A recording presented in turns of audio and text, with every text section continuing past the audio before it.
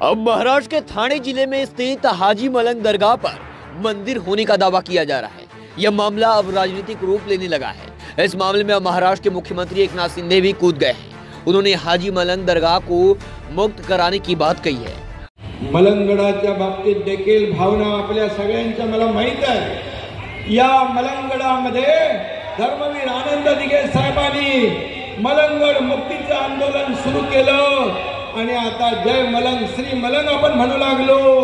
हा त्याचाही आनंद आपल्याला आहे आणि म्हणून मी आपल्याला एवढंच सांगतो, काही गोष्टी आपण जाहीरपणे बोलू शकत नाही, पण आपल्या मनातल्या भावना मलंगड मुक्तीच्या बद्दल आहेत त्या पूर्ण केल्याशिवाय हा एकनाथ शिंदे स्वस्थ बसणार नाही।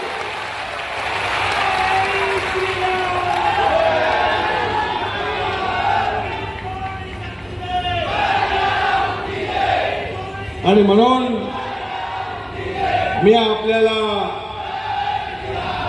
ज्या काही गोष्टी या महाराष्ट्रामध्ये अनेक वर्ष होत नव्हत्या त्या न बोलता